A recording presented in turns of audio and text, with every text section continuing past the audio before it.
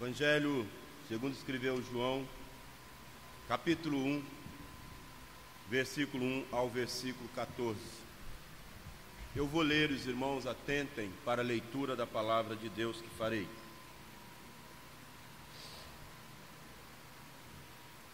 No princípio era o Verbo, e o Verbo estava com Deus, e o Verbo era Deus. Ele estava no princípio com Deus. Todas as coisas foram feitas por intermédio dele, e sem ele nada do que foi feito se fez.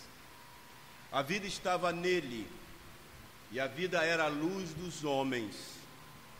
A luz resplandece nas trevas, e as trevas não prevaleceram contra ela. Houve um homem enviado por Deus, cujo nome era João. Este veio como testemunha para que testificasse a respeito da luz, a fim de todos virem a crer por intermédio dele. Ele não era luz, mas veio para que testificasse da luz, a saber, a verdadeira luz, que vindo ao mundo ilumina todo homem. O Verbo estava no mundo, o mundo foi feito por intermédio dele, mas o mundo não o conheceu. Veio para o que era seu, e os seus não o receberam. Mas a todos quantos o receberam, deu-lhes o poder de serem feitos filhos de Deus, a saber, os que creem no seu nome, os quais não nasceram do sangue, nem da vontade da carne, nem da vontade do homem, mas de Deus. E o Verbo se fez carne e habitou entre nós, cheio de graça e de verdade, e vimos a sua glória, glória como do unigênito do Pai.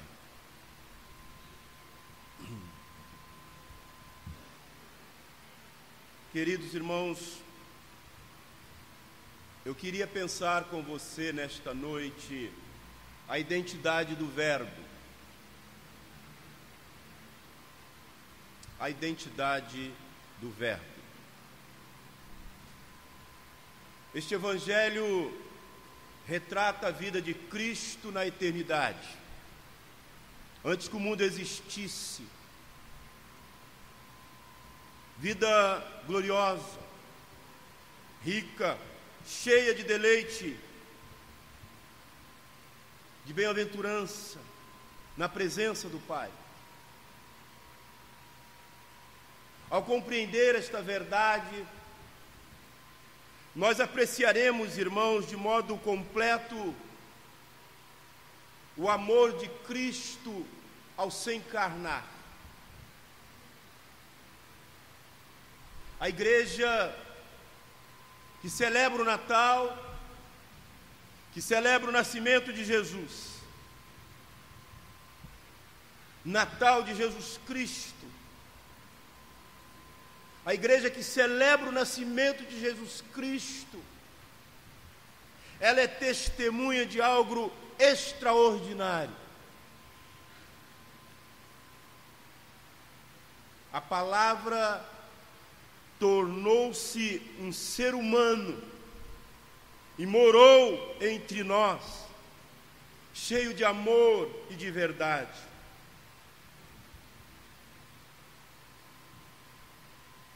Nós temos aqui a identidade desse Verbo, nós temos aqui a obra desse Verbo, desse que se encarnou, desse que habitou entre nós. Quando olhamos para o texto, no versículo 1, no princípio, faz referência ao relato da criação no livro de Gênesis, no hebraico, Bereshit. Enfatiza a pré-existência eterna, divina, do Verbo. Indica que esse Verbo é eterno, ele já existia antes de todas as coisas. No princípio era o Verbo. Deus é o Verbo. Jesus foi o Verbo ativo da criação, que no princípio estava com Deus e que era Deus. A obra de Deus, que criou o mundo com a sua palavra, ela encontra-se relacionada com a obra definitiva do mesmo Deus, que inaugura a história da salvação através da palavra encarnada, através de Cristo que se encarna e faz homem, habita entre nós. Esse é o Verbo. Logos, a palavra que existia em Deus antes da criação do mundo. Jesus é chamado a palavra, a força criadora que a tudo dá vida. À medida que Deus fala, as coisas vão acontecendo. A palavra de Deus, ela comunica vida. Não qualquer vida, vida em abundância, como descreve João no capítulo 10, versículo 10. Jesus assumiu a forma humana. Ele é o fundamento da teologia, ele é o fundamento da filosofia, ele é a base das ciências. Há uma existência plural na divindade: Pai, Filho e Espírito Santo. A palavra criadora, ser infinito em amor, justo, reto, em beleza, declara a divindade de Cristo. O Verbo era Deus. Há uma distinção entre Verbo e Deus. O Verbo estava com Deus. Expõe aqui uma distinção de pessoas, a unidade da divindade, deixando claro que elas são eternas e distintas, presentes desde o princípio, como está no versículo 2. Desde o princípio, sugere aqui um relacionamento íntimo, um relacionamento pessoal, face a face com Deus. Um relacionamento do Verbo com Deus. Nós olhamos, irmãos, e vemos que aqui nós encontramos alguns aspectos da obra desse Verbo, que se identifica como Deus encarnado, o próprio Deus.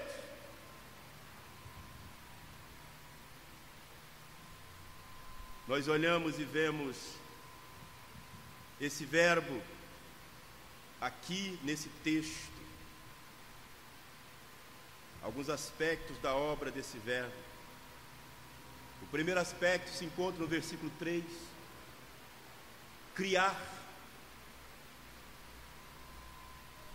O segundo aspecto se encontra no versículo 9.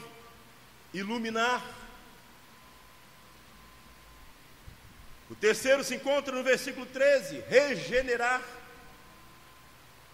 O quarto se encontra no versículo 18. E revelar a Deus. Quando nós olhamos para o versículo 14, o nome dado ao Verbo é unigênito. O Pai é Deus e unigênito é também Deus. Isso infere igualdade. O Verbo é a segunda pessoa da Trindade e se fez carne. O Verbo encarnado, Jesus, ele se fez carne e habitou entre nós. Jesus é o próprio Deus que se encarna e habita entre nós. A segunda pessoa da Trindade tornou-se homem em Jesus. Quando olhamos para o versículo 2, esse Verbo, ele é completamente divino.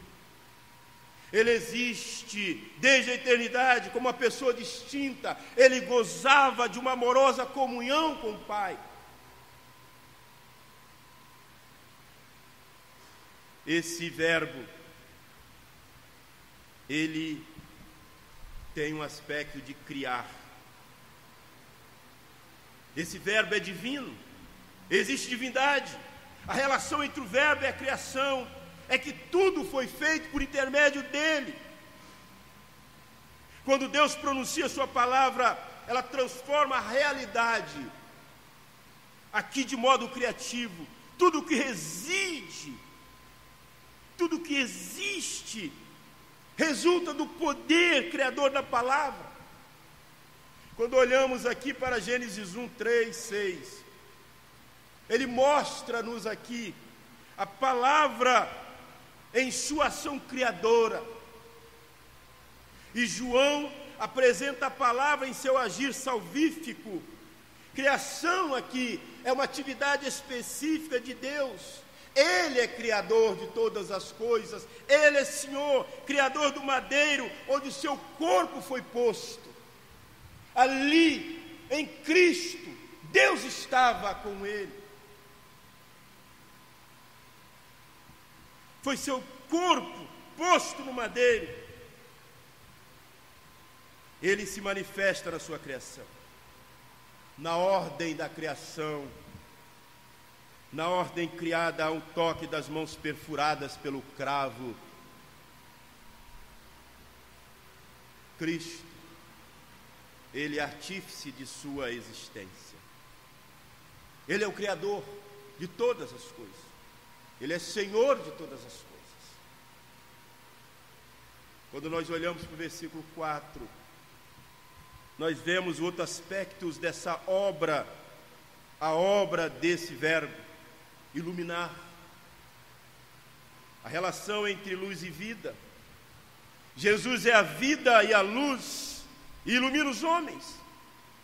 A iluminação espiritual pelo verbo. A vida que estava na vinda de Cristo ao mundo é a vida espiritual, é vida eterna. Sem a iluminação do verbo, o homem está nas trevas. Sem a iluminação desse Jesus que se fez carne, habitou entre nós, o mundo está em trevas.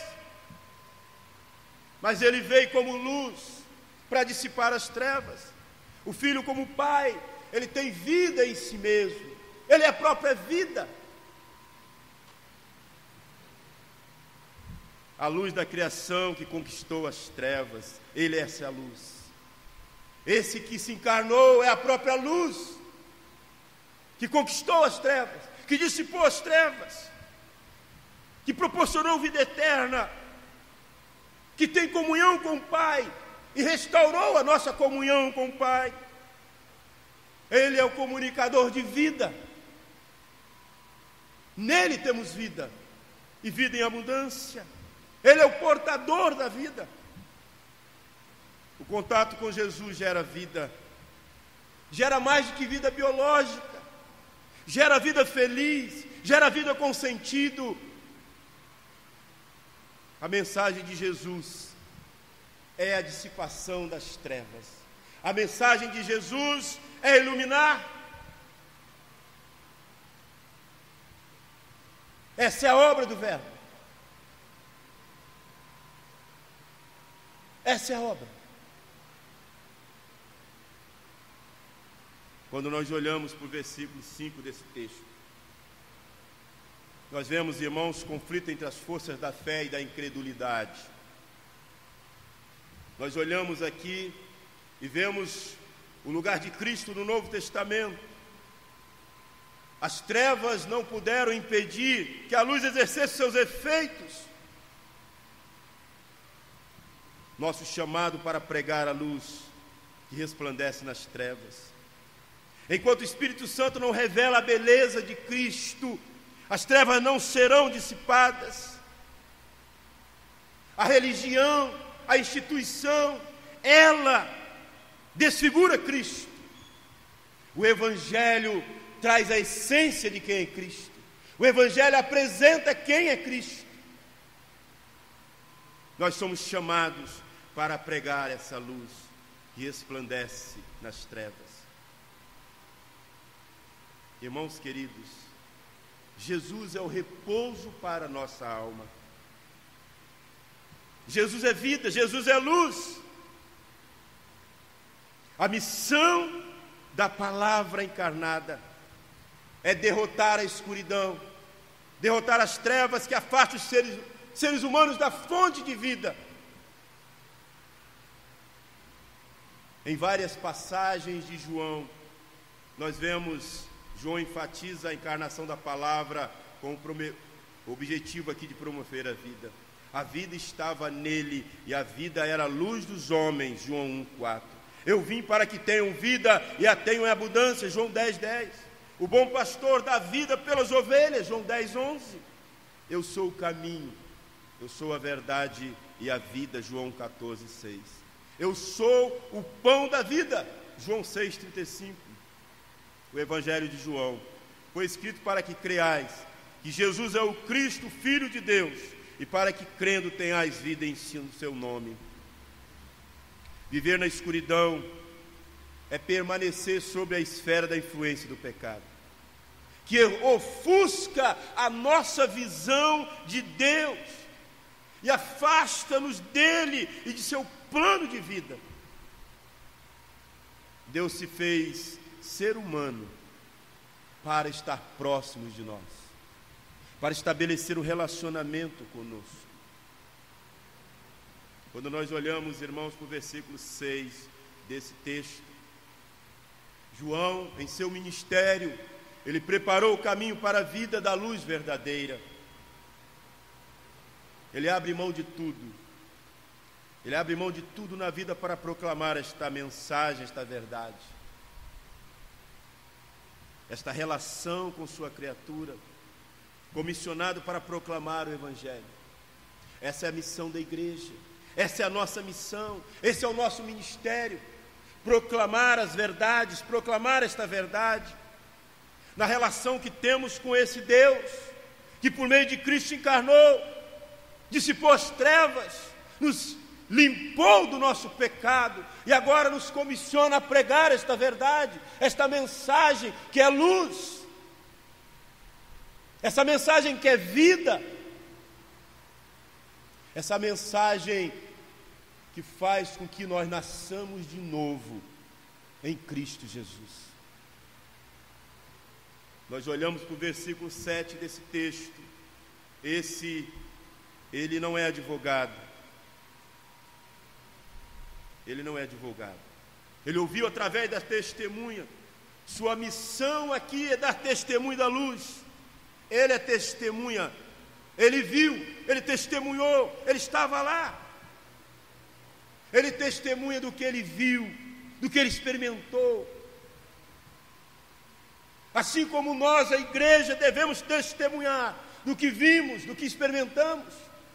Nós experimentamos desse Jesus que se encarnou, habitou entre nós, nesse Jesus que nos deu outra vida, nesse Jesus que deu vida em abundância.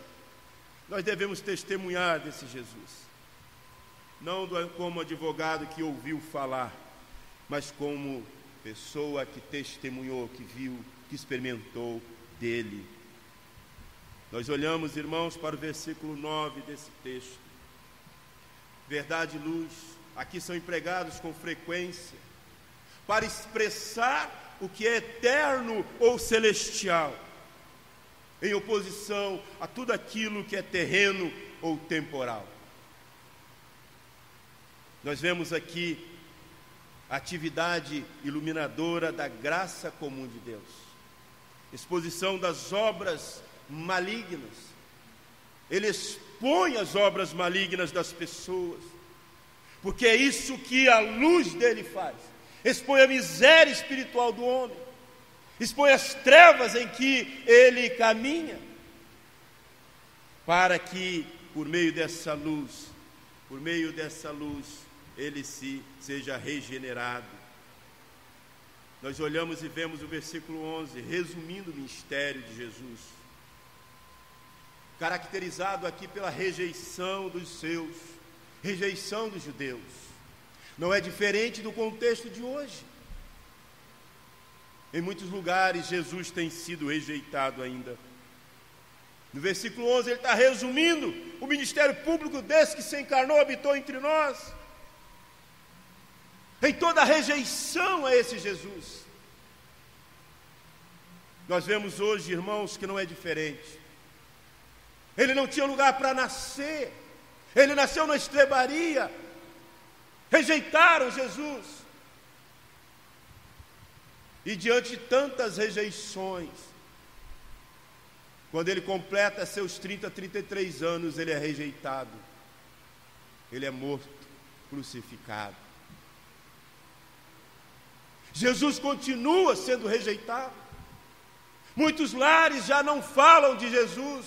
Muitos lares já não têm intimidade com Jesus. As escolas o rejeitaram. Muitos lugares não podem falar de Jesus mais. Nas escolas, as mesas de negociações já rejeitaram Jesus. Muitas igrejas já rejeitaram Jesus. Esse Jesus continua batendo na porta. Ele quer entrar, Ele quer fazer morada nas nossas vidas. Ele quer nascer em nós. Ele quer fazer de nós templo do seu Espírito. Quando olhamos para o versículo 12 desse texto, somente os que possuem a fé redentora, gerada pela ação soberana de Deus, como está no versículo 13, é que possuem o privilégio de serem filhos de Deus. Nós olhamos e vemos, irmãos, a presença da palavra no mundo, ela produz reações distintas. O mundo não conheceu aquele que é a palavra, o texto diz. Nem mesmo os que os seus o receberam, alguns creram nele e o receberam. Muitos continuam rejeitando Jesus, muitos continuam rejeitando a palavra de Jesus. Mas Jesus é misericordioso, Ele é amoroso. Ele continua olhando para o pecador como eu e você, com olhar de amor e misericórdia. E Ele continua querendo alcançá-lo com a sua maravilhosa graça. E fazer com que a sua vida seja dissipado todas as trevas que te escraviza, que é o pecado. Mas alcançado com sua graça e seu amor, as trevas são dissipadas, esse pecador é liberto, e agora ele vive em função desse Cristo, ele vive para esse Cristo, o glorificando, porque esse Cristo é vida, e Ele então proporciona a Ele vida e vida em abundância, vida com sentido, com utilidade, a paz que excede todo entendimento, mesmo em meio às adversidades, a paz que o mundo não pode conhecer, se não for por meio de Cristo. É esse Cristo que se apresenta com uma fé redentora para redimir o pecador e proporcionar a ele salvação. Quando nós olhamos para o versículo 13, esse que se encarnou, habitou entre nós, a sua obra foi regenerar, a sua obra foi nascer de Deus. Esta obra regenerar, nascer de Deus, que torna os homens filhos de Deus, os adotam como filhos, e como pai ele cuida, ele zela, torna os filhos de Deus.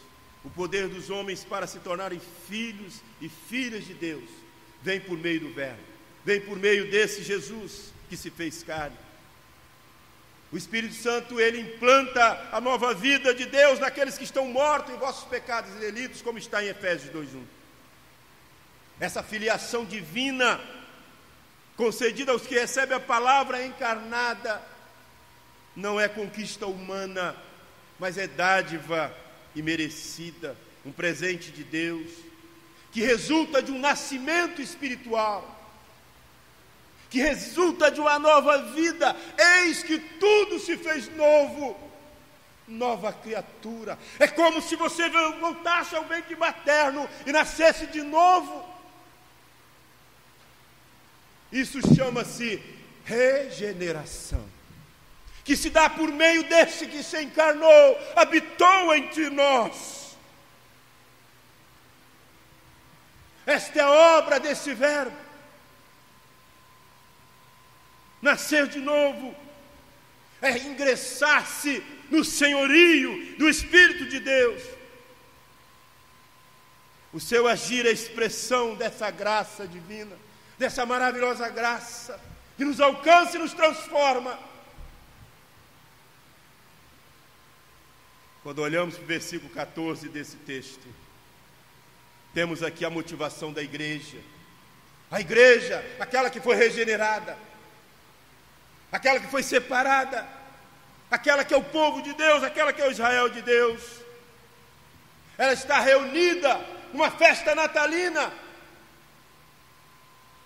Ela está reunida para agradecer, porque esse Deus se fez carne.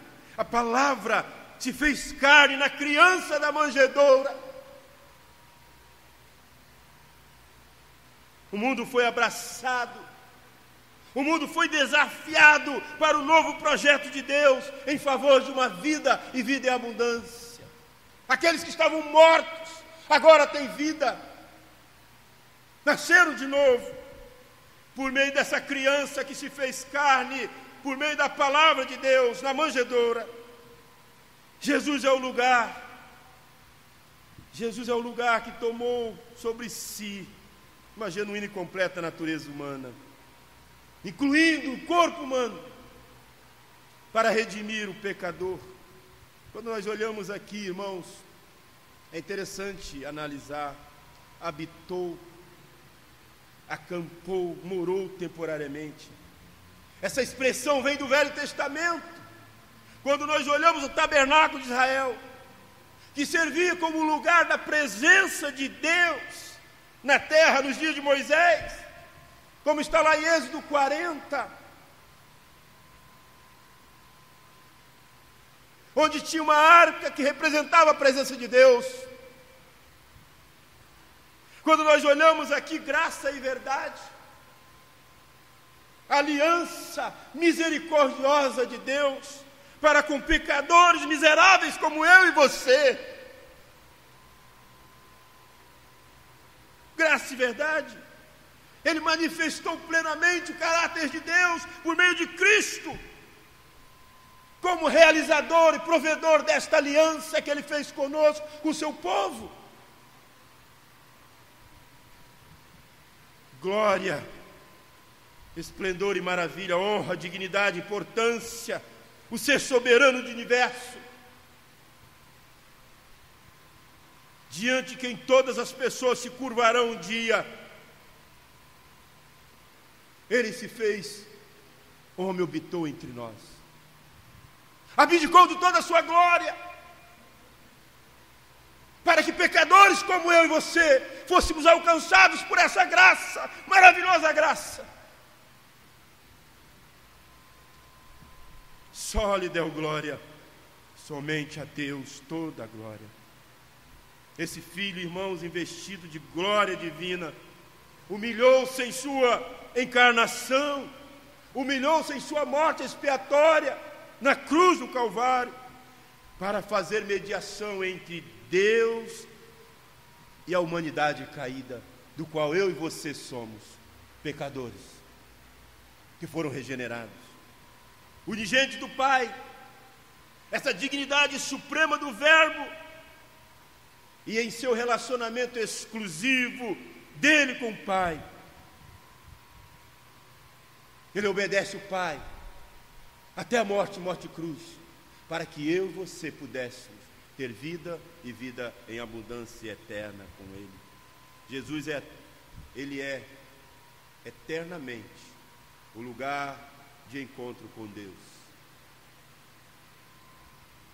Ele está presente no meio de nós, numa pessoa, o ser humano Jesus.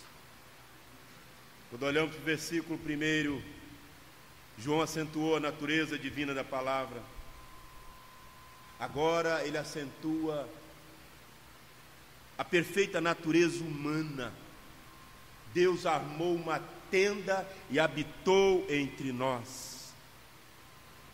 Assim, no Antigo Testamento se fala de Deus e da sabedoria, que se estabeleceu morada permanente entre os homens.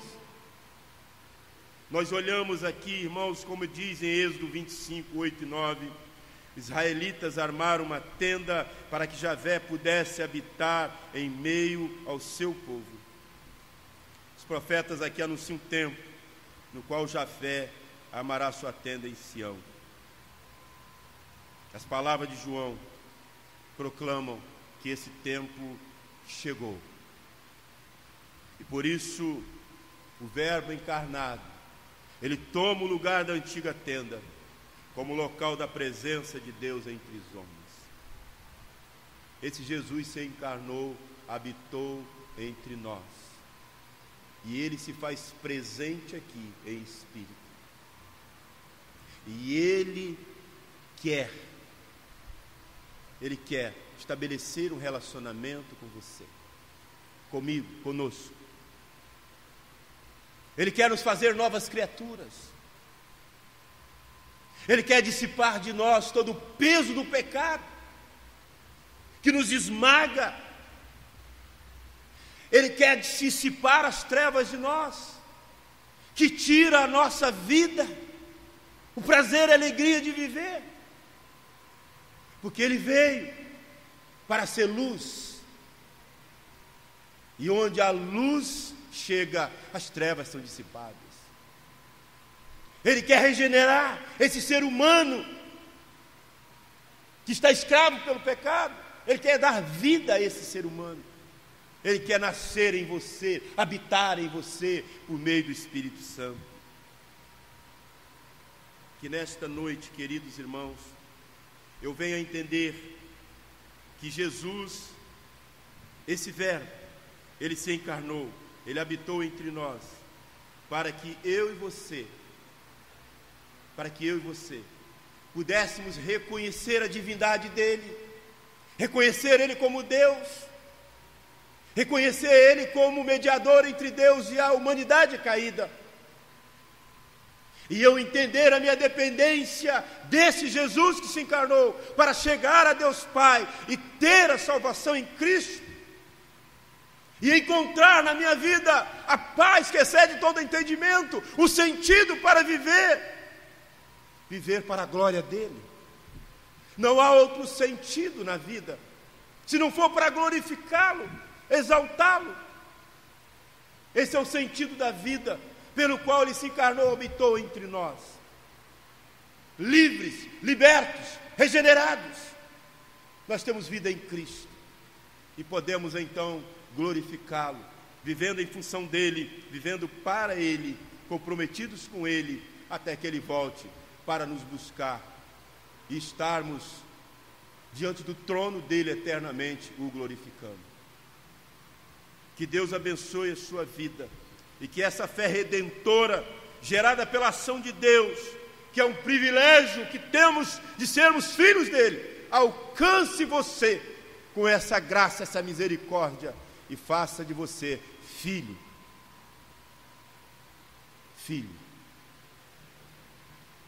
Filho que é cuidado como pai, e filho que tem uma herança que é eterna, a salvação em Cristo. Deus abençoe a sua vida.